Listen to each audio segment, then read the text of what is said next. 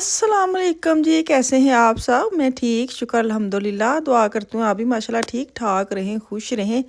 यहाँ पे जी मैं ना मैरिनेट करने लगी हूँ चिकन को। तकरीबन 1 केजी चिकन था। इसके अंदर मैं 2 ढाई चम्मच दही डालूँगी, लेमन डालूँगी, ऑयल और बटर चिकन का जो मतलब पाउडर है निशान का वो यूज़ करूँगी। उसको मैं 2 से 3 चम्मच डाल के उसको मैं रख के ना तो मैं बाकी काम करने लग जाऊँगी। लेकिन बाकी काम करने की नहीं, यहाँ पे मेरे मियाँ का फ़ोन आ गया था कि आपने मेरे साथ जाना है, बड़े ज़रूरी काम।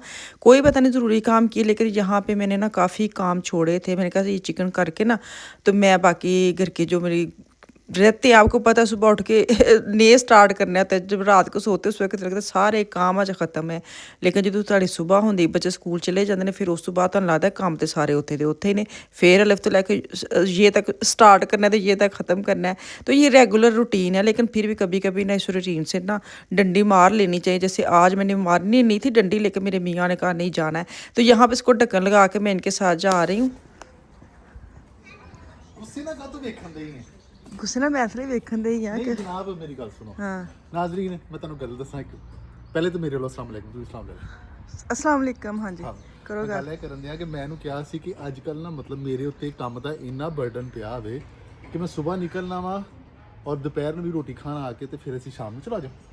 ਫਿਰ ਮੈਂ ਸ਼ਾਮ ਨੂੰ ਕਿਤੇ ਆਣਾ ਵਾ, ਅਸੀਂ ਆ ਕੇ ਨਹੀਂ ਇਕੱਠੇ ਬੈਠੀਦਾ ਤੇ ਨਹੀਂ ਮਤਲਬ ਕਿ ਜਿਵੇਂ ਨਾ ਕੋਈ ਚੁਗਲੀਆਂ ਕਰਨੀਆਂ ਹੁੰਦੀਆਂ ਇੱਕ ਦੂਜੇ ਦੇ ਨਾਲ।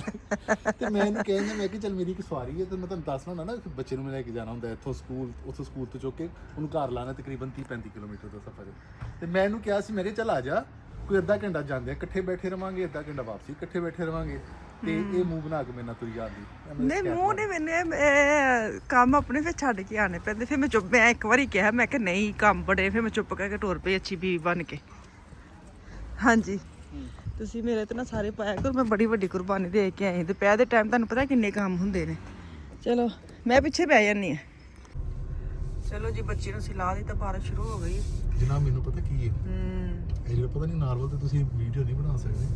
ਇਹ ਜਿਹੜਾ ਘਰ ਹੈ ਨਾ ਇਹ ਵਾਲਾ ਘਰ ਇਹ ਵਾਲਾ ਮੈਨੂੰ ਇੱਡਾ ਸੋਹਣਾ ਲੱਗਦਾ ਹੈ। ਗਾਰਡਨ ਸ਼ਾਰਡਨ ਸਾਰੇ ਖੁੱਲਾ ਖੁੱਲਾ ਇਹਨਾਂ ਦੇ ਨਾਲੇ ਇੱਥੇ ਘਰ ਵੈਸੇ ਪਿਆਰੇ ਨੇ। ਮੈਂ ਤਾਂ ਬਾਜ਼ਾਰ ਹੀ ਖੁੱਲੇ ਖੁੱਲੇ ਗਬੇੜ ਮੈਂ ਨਵੀਂ ਬਣਾਈ ਤੇ ਇਹ ਹੁਣ ਜਿਹੜਾ ਬੱਚਾ ਲਾਣ ਆਇਆ ਮੈਂ ਹਾਂ ਇਹ ਪਿਓ ਇਹਦਾ ਫੌਜੀ ਮਤਲਬ ਫੌਜ ਵਿੱਚ। ਅੱਛਾ ਤੇ ਮਾਂ ਜਿਹੜੀ ਹੈ ਉਹ ਇਸ ਸਿਟੀ ਦੀ ਜਿਹੜੇ ਦਫ਼ਤਰ ਨਹੀਂ ਹੁੰਦੇ ਸਿਟੀ ਦੇ ਦਫ਼ਤਰ ਉਸੇ ਦਫ਼ਤਰ 'ਚ ਕੰਮ ਕਰਦਾ। ਤੇ ਇਹ ਜਿਹੜਾ ਪਹਿਲਾ ਪਲਾਟ ਇਹਨਾਂ ਖਾਲੀ ਹੈ, ਇਹ ਖਾਲੀ ਹੈ, ਤੁਸੀਂ ਲੈਣਾ ਵਾ। ਇਹ ਪਲਾਟ ਜਿਹੜਾ ਨੁਕਰ ਵਾਲਾ ਪਲਾਟ ਬਣਾ ਮੈਂ ਬਿਕਣਾ। ਨੁਕਰਾ ਪਲਾਟ ਤੁਸੀਂ ਲੈ ਲੈ, सही है। चलो आ जाओ। अच्छा बच्चे को छोड़ा है, उसके बाद मुझे ये जो जहाँ जा रहे हैं इसका मुझे बिल्कुल भी आइडिया नहीं था। मुझे इन्होंने कहा था बस उसको छोड़ना है और निकल आना है, क्योंकि यहाँ पे एक छोटा सा बच्चा उसको लेके जाते हैं और लेके आते हैं। वो मुझे इतनी टेंशन नहीं थी कि आधे घंटे में वापस आ जाना। लेकिन ये जो जहाँ पे आए ना ये मुझे नहीं पता था। यहाँ पे ना क्या इसको कहते हैं, इसका क्या नाम है मुझे नहीं पता इसका क्या नाम है। यहाँ पे गाड़ियाँ नाम शाम होती हैं, तो इनकी जो टैक्सी है ना उसका कुछ करना था जो उन्होंने नहीं लिया। उसके लिए यहाँ पे इन्होंने अपॉइंटमेंट ली हुई थी और अपॉइंटमेंट पूरे टाइम पे पहुँचे हैं।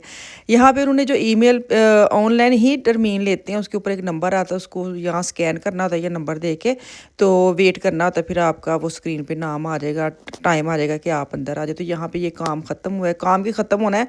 अंदर ये 2 दफ़ा गए हैं, वापस आए हैं, ये है वो है, मैं गाड़ी पे ये ले। हालांकि पूरी फाइल उन्होंने कच्छे लगाई हुई है, लेकिन मजाल है कोई चीज़ें पूरियाँ हो। यकीन कर 3 दफ़ा ये बाहर आए हैं।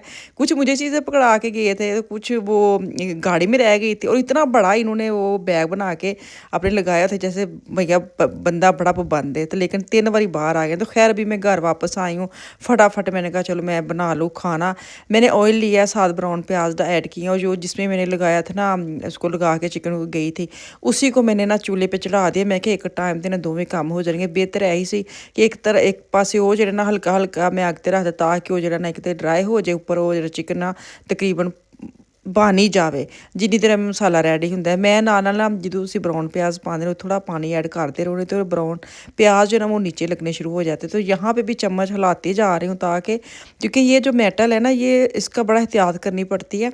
ये फैशनी बड़ा, लेकिन चूल्हे पे चढ़ाने के लिए नहीं है। इसके ऊपर ना जल्दी चीज़ें नीचे लग जाती हैं। तो उसके भी साथ चम्मच चला रही हूँ, साथ मसाला बना रही हूँ।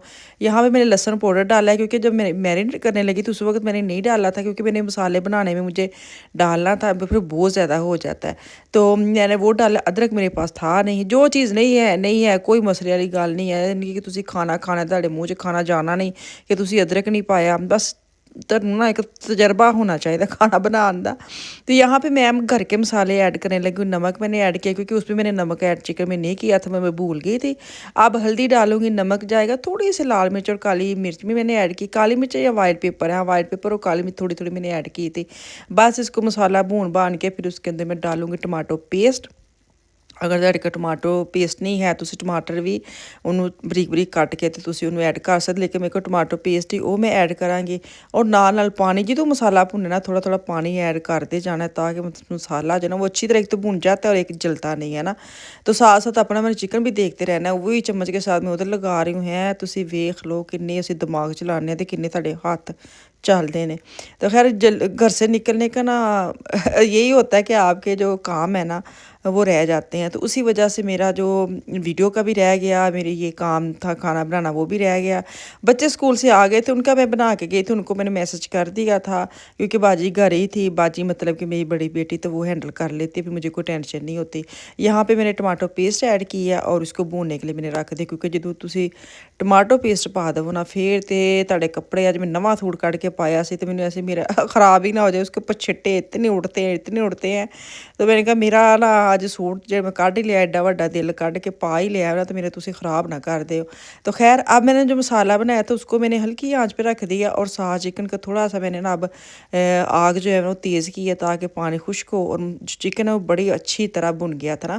क्योंकि चिकन लाजमी गल है अलग तुसी मतलब फ्राई कर लो या तुसी ओवन च रख लो, वो फिर ज़्यादा जल्दी पक जाता। क्योंकि मैंने हड्डी वाला भी यूज़ किया ना, अकेला बोनलेस नहीं है, बोनलेस तो फटाफट हो जाता है। तो मैंने हड्डी वाला भी यूज़ किया क्योंकि मुझे ना अकेला बोनलेस ऐसे लगता है चिकन ना फीका फीका है, जितनी मर्जी मिर्चें डाल लेना फिर वो मुझे फीका फीका लगता है। हड्डी वाला ऐड कर लेना, उसकी शायद यखनी निकल आती, वो फिर बड़े मज़े का बनता है। तो ये देखिए जी, अब इसको मिलाप करा देते हैं।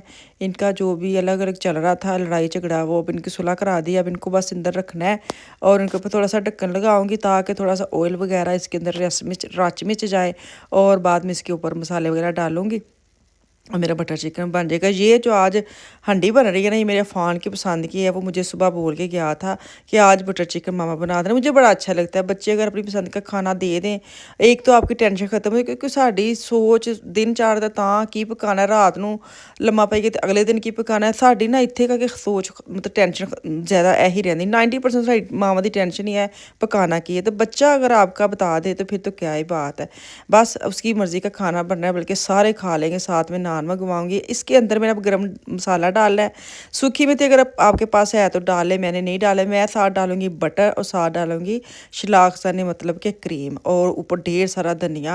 अगर ਤੁਹਾਡੇ ਕੋਲ ਹੁੰਦੀ ना सूखी मेथी, ਉਹਦੀ खुशबू फ्रैश बहुत मज़े की आती है।